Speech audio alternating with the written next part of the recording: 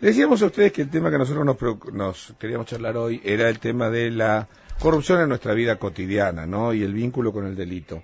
Digamos, todos somos partes, muchas veces, de situaciones de corrupción, y como que la sociedad se va acostumbrando cuál es nuestro vínculo.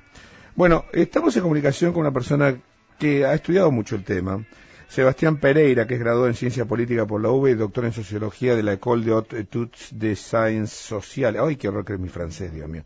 Investigador del CONICET, profesor de Teoría Social del Instituto de Altos Estudios Sociales y DAES, y escribió un libro justamente sobre el tema de política de transparencia y la corrupción como problema público del siglo XXI.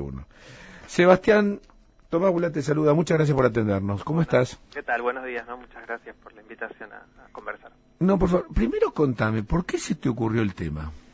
El tema se me ocurrió, digamos, yo trabajé, digamos, en mi trabajo como sociólogo, como investigador, estuvo casi siempre ligado al tema de la protesta social, movimientos sociales, etcétera. Después de algunos trabajos en el año 2002 y 2003, digamos, que habían estado ligados al 2001, digamos, a los años previos al 2001, yo había encontrado, digamos, analizando distintos tipos de fenómenos de protesta, que el vocabulario de la corrupción había comenzado a integrar la protesta de una manera muy con mucha pregnancia, de una manera muy sistemática.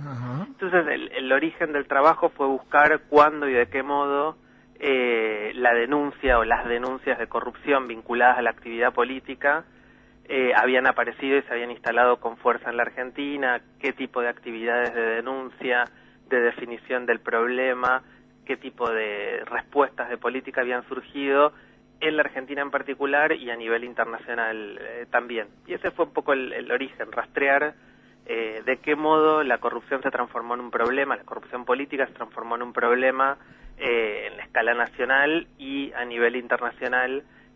¿Cuál fue ese proceso, digamos? Claro. Históricamente, cómo ocurrió en base a la actividad de qué tipo de actores, con qué tipo de consecuencias. Ahora, nosotros, el tema de la corrupción política, ¿está vinculado a nuestra corrupción cotidiana o a nuestro grado de dejar hacer, dejar pasar sin sanciones sociales cotidianas? Bueno, en términos de representaciones o de la percepción que tenemos sobre el fenómeno, claramente, digamos, uno de los modos claros en que discutimos sobre la corrupción en la actualidad, y en la actualidad quiero decir en los últimos 20, 25 años, efectivamente suponen esas representaciones que la corrupción política, aquella que está vinculada al Estado, al poder, al sistema político, tiene una relación directa con formas más cotidianas, más...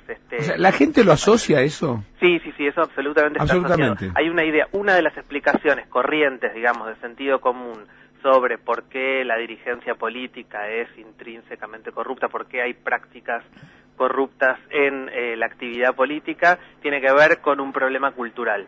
O sea, la gente reconoce que en realidad que el problema es que todos somos un poco corruptos en nuestra vida cotidiana, claro, y por lo tanto... que hay como una cierta tolerancia a los intercambios corruptos que tiene una cierta magnitud cuando se trata, digamos, de la actividad política o de la función pública, pero que eso tiene un correlato en formas más cotidianas, más pequeñas, más puntuales, en las que también se verifican intercambios corruptos. De todas maneras, pongo el acento en la cuestión de la representación porque la corrupción, a diferencia de otros problemas sociales, de otros problemas públicos, es un tipo de problema que está muy vinculado a las representaciones y mucho menos vinculado a otras formas de medición del problema, digamos. A ver, no entiendo eso, perdóname. Sí, por ejemplo, si uno compara con otros delitos, con los delitos privados, digamos, ¿no? La corrupción generalmente hace referencia a lo que llamamos delitos contra la administración pública, o donde el interés público está colisiona con el interés privado de alguna manera. Bueno, sobre el delito generalmente hay mediciones, todas las mediciones como siempre pueden ser discutidas, pero hay, digamos, denuncias sobre delitos privados, delitos contra la propiedad, delitos contra las personas, también hay encuestas de victimización. Con la corrupción pasa algo muy particular, y es que en realidad los datos sobre corrupción, salvo hasta hace unos últimos años surgieron algunos datos nuevos, son datos sobre representaciones, y hay muy pocos datos sobre prácticas o intercambios corruptos, y en realidad los datos varían mucho. Lo que es claro, digamos, es que la percepción de que, por ejemplo, la actividad política está asociada a la corrupción es altísima en la Argentina y en muchísimos países del mundo. Ahora, un tema, digamos, de los delitos, Sí. el paciente de corrupción, al delito, Sí. al robar y qué sé yo, que ya no estoy hablando del robo de guante blanco, sino el robo, el choreo, El más el más cotidiano. No. ¿Hay algún tipo de relación o eso va por partes distintas? Y no, en realidad forman parte de universos distintos. Aquello que favorece los intercambios corruptos, digamos, lo que llamamos las prácticas de corrupción, en realidad funciona en circuitos, tiene que ver con mundos que no se cruzan necesariamente con los del delito cotidiano, sobre todo aquellos que más preocupan en términos de inseguridad, que son los delitos contra la propiedad y los delitos contra las personas. Digamos,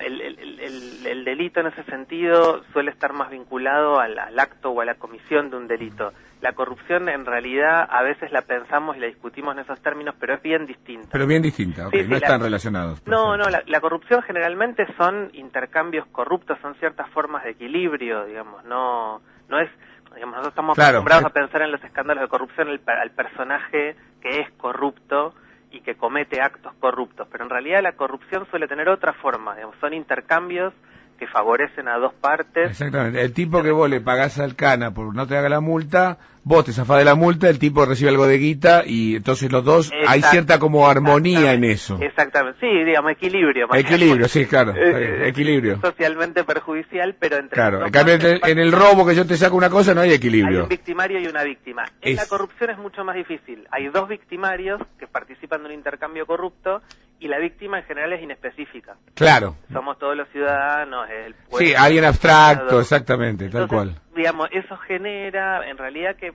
forman parte de mundos, a pesar de que se trata de delitos en los dos casos, y es interesante porque estamos acostumbrados a pensar la corrupción bajo el esquema del delito privado, y en realidad eso dificulta un poco, digamos, también lo dificulta respecto al delito privado, pero claramente es difícil entender qué quiere decir corrupción, dónde ocurre, qué consecuencias tiene, quiénes participan, si se lo piensa como alguien que delinque, que comete un acto de corrupción, claro, que tiene ciertas propiedades o características morales. Una pregunta, por ejemplo, todas las denuncias que hay ahora con el viceministro de Economía. Sí. ¿Qué hace a la gente? Más bien le pone diciendo, bueno, ya que el tipo delinque, digamos, es corrupto, yo también, o sea, fomenta la corrupción, o ante semejante nivel de presentación de corrupción la gente dice, no, basta, esto no puede seguir así.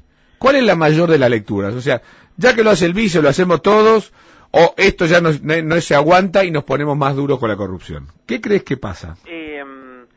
Yo creo que, digamos, las respuestas son diferentes en diferentes coyunturas. En este momento, la reacción más habitual suele ser la de cierta intolerancia. O sea, decir, basta, Argentina no puede seguir así. Sí. Pero, bueno, más que basta o esto no puede seguir así, es curioso, pero la reacción más habitual es como confirmar una cierta convicción. En realidad, como la mirada que existe de quienes no se dedican profesionalmente a la actividad política respecto de quienes se dedican, es una cierta presunción de corrupción generalizada. Entonces, los escándalos lo que vienen es a confirmar esa presunción. Claro. Yo sabía que eran todos corruptos, digamos. Correcto, okay, exactamente. Entonces, eso se ubica un poco entre las dos, ¿no? Esto es intolerable, porque, digamos, si fuera intolerable, lo que sería intolerable también es la certeza de esa, digamos, del carácter corrupto de la actividad política. Claro, y acá lo que hay es una confirmación de que efectivamente yo tenía razón. Claro, exacto. Como que la corrupción opera como una especie de mirada general sobre lo que la actividad política significa en la actualidad, y desde hace varios años. Y eso es bastante complicado, digamos. Sebastián, ha sido un placer charlar con vos. Vamos a volver a molestarte. Gracias por la claridad. Encantado, te agradezco mucho. Sebastián Pereira, graduado de Ciencia Política de la UBA y doctor en Sociología. Realmente un fenómeno esto discutiendo la corrupción en nuestra vida cotidiana y, por supuesto, en la política.